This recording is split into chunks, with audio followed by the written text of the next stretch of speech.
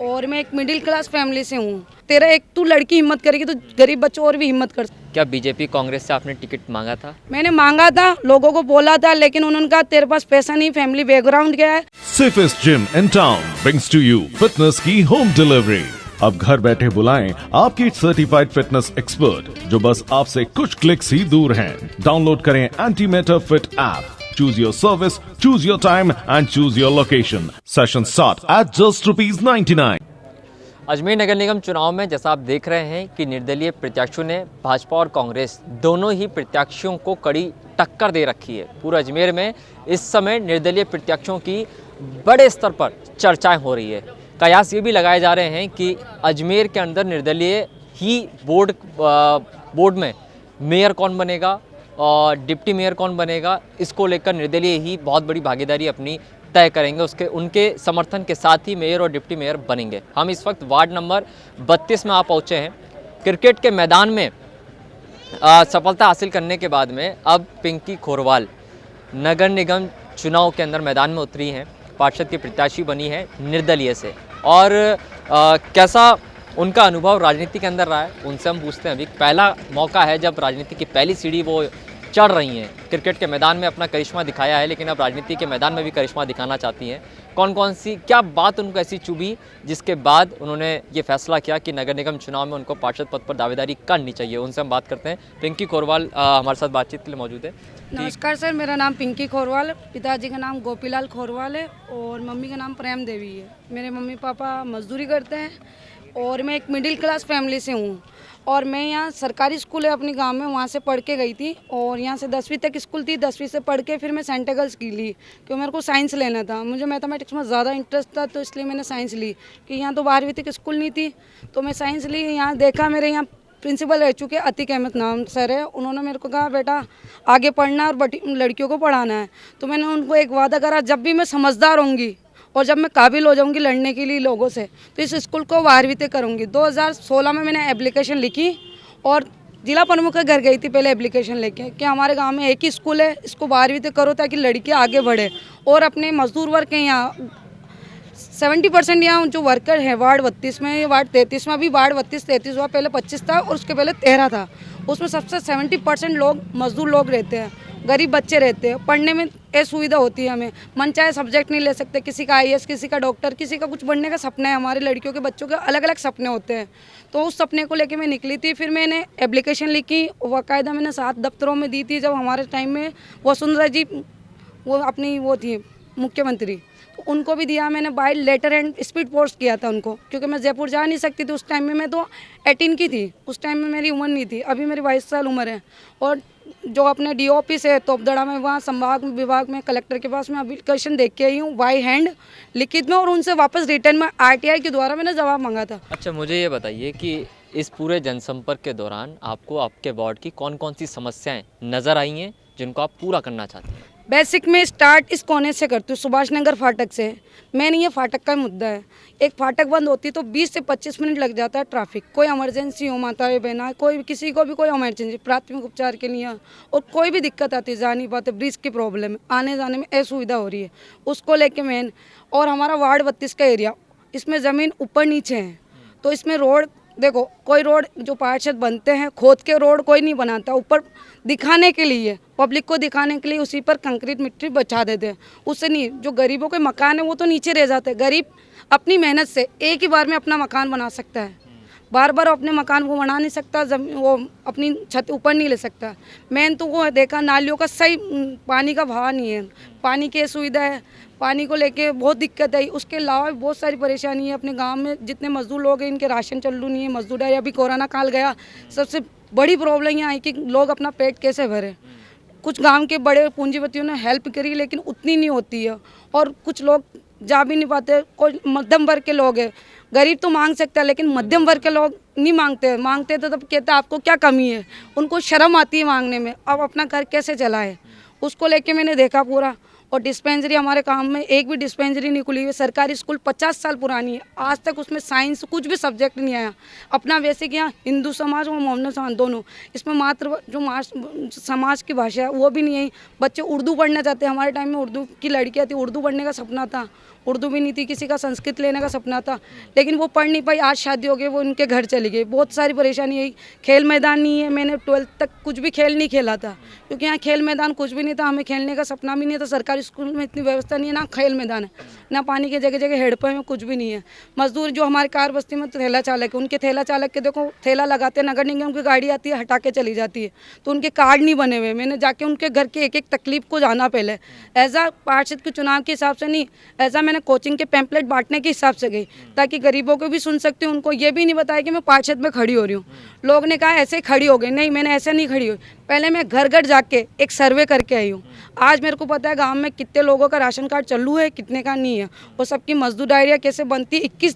33 category में मजदूर diarrhoea बन सकती है। लोगों को ये पता है कि जो चूना भाटा का काम करते हैं ना, केवल उनकी मजदूर डायरिया बनती है। नहीं, 21 लोगों की 33 कैटेगरी में जो श्रम विभाग ने एक लिस्ट जारी करी, उसमें बहुत सी सुविधा आती है। पहले तो लड़का होता है तो 20,000, लड़की होती है तो 21,000। मुझे अब ये बताइए कि जितने मुद्दे आप बता रही हैं, क्या इससे पहले जो पार्षद रहे उन्होंने कोई काम नहीं किया? इतना नहीं किया होगा। मैं पुराने पार्षद का मैं कुछ भी नहीं कह रही हूँ। मैं गांव के, देखो किसी को एक को तो आवाज़ लेके आगे आना पड़ेगा, और वो आवाज़ लेके मैं आई। लोगों ने मेरे को कहा मैं ईमानदारी से चुनाव लड़ रही हूँ, ना किसी को एक पैसा दे रही हूँ, ना किसी से ले रही हूँ, ना मेरे माँ बाप से लिया अभी मैंने। और मेरे जितनी कमाई की ना, मेरी मेहनत से मैंने कमाया, वही मेरे चुनाव में लगा रही हूँ।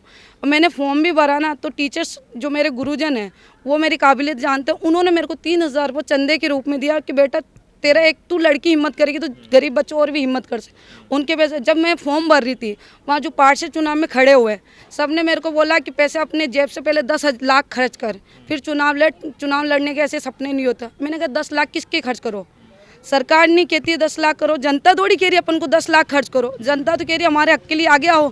एक जनता, किसी को आर्मी में अपन लड़ने जाता है एक जवान, तो मैं एक जवान की तरह हूँ। वहाँ अपन को जनता के लिए, हक के लिए बोलना और उनको अपने अधिकार दिलवाना। इसलिए मैंने कहा मैं 10 लाख तो मेरे पास है नहीं, ईमानदारी से चुनाव लगूंगी और ईमानदारी से जनता के ऊपर फैसला छोड़ूंगी। अच्छा, मुझे ये बताइए, क्या बीजेपी कांग्रेस से आपने टिकट मांगा था? मैंने मांगा था, लोगों को बोला था, लेकिन उन्होंने कहा तेरे पास पैसा नहीं, फैमिली बैकग्राउंड क्या है। और लोग जो टिकट देता है, आपने अभी देखा है लाइव, पूंजीपतियों को टिकट मिला। तो मैंने किसी पार्टी का नहीं, दोनों पार्टी, देखो पार्टी कोई ख़राब नहीं होती, मैं तो दोनों पार्टी का विरोध नहीं करूँ, लेकिन पार्टी में रहने वाले लोग खराब होते हैं, लोगों की सोच खराब होती है। मैं पार्टी को दोष नहीं दूँ, लोगों को दोष दे रही हूँ। वो लोगों की नीयत पर होता है। ईमानदारी किसी के अंदर नहीं है। आज के टाइम में ईमानदारी सबके अंदर जा चुकी है, और सब कहते हैं राजनीति करना ऐसा मामूली बात नहीं, ऐसा कुछ भी नहीं है। आप ईमानदारी लाओगे तो अपने अंदर ईमानदारी तो जगानी है। एक रोटी इसको 4 भागों में बांट के खा लो, तो इसमें क्या साथ चल के जाना। और पार्षद का मतलब मेरे नज़र में ये होता है जनता द्वारा चुने जाने वाला प्रतिनिधि, और जनता ही तय करती, ना कि पार्टी। ये बेसिक गांव के चुनाव है। एमएलए के उनके होते तब अपन सोचते हैं भाई पार्टियों के चुनाव, ये बेसिक गांव के है। तो गांव के पास हिसाब से, क्षेत्र के हिसाब से मैंने क्षेत्र की जनता को पहले चुना। देखो हमारे क्षेत्र में दोनों प्रकार की पार्टियों की जनता रहती है, बीजेपी भी रहती है, कांग्रेस भी रहती है। तो मैं जनता की दोनों की तरफ से आई हूँ, ना तो बीजेपी की तरफ से आ रही हूँ, ना मैं जनता के हक में दोनों लोगों को साथ लेके चल रही हूँ। मैं कह रही हूँ यहाँ पार्टियों का कोई लड़ाई नहीं है, पार्टी की जगह पार्टी है, लेकिन अपने हक के लिए लड़ना, इसमें कोई गुनाह नहीं है। लोगों ने मेरे को डराया, धमकाया, पैसों का लालच दिया, बैठ जा, कर जा। नहीं, मैंने कहा मैं ईमानदारी से खड़ी हूँ, ईमानदारी अंत तक लड़ूंगी, चाहे ईमानदारी का मेरे को एक वोट मिले, लेकिन मैं लोगों के लिए खड़ी रहूँगी। आज मैंने पहली बार पूरे क्षेत्र में पहली बार महिला खड़ी हुई। लोगों को चल के महिला की हिम्मत बढ़ानी चाहिए कि गाँव से कोई बेटी अपने लिए खड़ी हुई, गाँव के हक के लिए, वो हिम्मत लेके मैं खड़ी। आज मेरी हिम्मत को देख के मेरे पीछे माता बहनाएँ हैं, और मेरी छोटी छोटी बच्चे जो मेरे बहन भाई है, वो मेरी तरह उनके भी सपने लेके अपने हक के लिए लड़ना सीखेंगे। उनको एक मिसाल के रूप में भी आई हूँ मैं। और मैं जैसे क्रिकेट खेलने, पहले मैं IIT सिलेक्टर हो गई थी 2017 में। मैंने दिल्ली IIT से JEE एडवांस मैंने फाइट किया विदाउट कोचिंग, क्योंकि मेरे मम्मी पापा मजदूरी करते हैं, तो मेरे पास पढ़ने के पैसे नहीं थे। IIT में मैं जा नहीं पाई, क्योंकि पहले जाने के लिए पैसा देना पड़ता। उस टाइम मेरे पास इतनी नॉलेज नहीं थी। तो फिर मैंने कहा मेरे सपने टूटे ना, मैं किसी और लड़की के नहीं टूटने दूंगी। तो मैंने शिक्षा का भी काम करा, एजुकेशन से भी जुड़ी हूँ, बहुत सारे NGO से जुड़ के काम करा। मैंने कहा मेरे को कुछ भी नहीं चाहिए, गरीब बच्चों को पढ़ा देना, आप गरीब बच्चों की हेल्प कर देना, गरीबों की हेल्प कर देना। मैं खुद को, मेरे को पेंशन चालू कराना, सब कुछ आता है डिजिटल। अभी डिजिटल होता है, डिजिटल के द्वारा होता है। तो माताओं को पता नहीं रहता, बुजुर्ग लोगों को पता नहीं था साइन कैसे कराना, पेंशन कैसे। अभी इनके फिंगरप्रिंट भी नहीं आते हैं, तो बैंक में OTP नहीं आएगा, अंगूठा नहीं लगेगा तो उनको पेंशन नहीं। पर इनका OTP द्वारा हो सकता है, इनके साइन द्वारा, अंगूठे द्वारा अपन पेंशन चालू करा।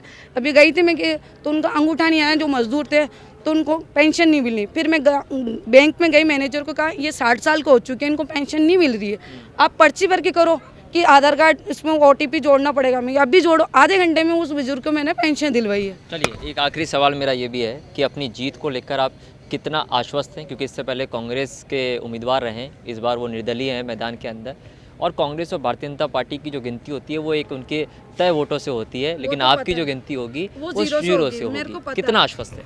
मेरे को आश्वस्त, देखो मेरे को मेरी जनता पर पूरा विश्वास है। मैं लोगों की सोच चेंज करना ही हूँ। मेरा चुनाव लड़ने का एक ही मकसद है, 5 साल मैं आगे का भी नहीं देख रही हूँ, अपने पास 5 साल का लेके चल रही हूँ, और क्या क्या काम कैसे होगा मैंने सारी योजनाएं बना रखी है। और एक मैं शिक्षित हूँ, मुझे सारी चीज़ की नॉलेज लेके फिर चुनाव में मैदान में आई हूँ।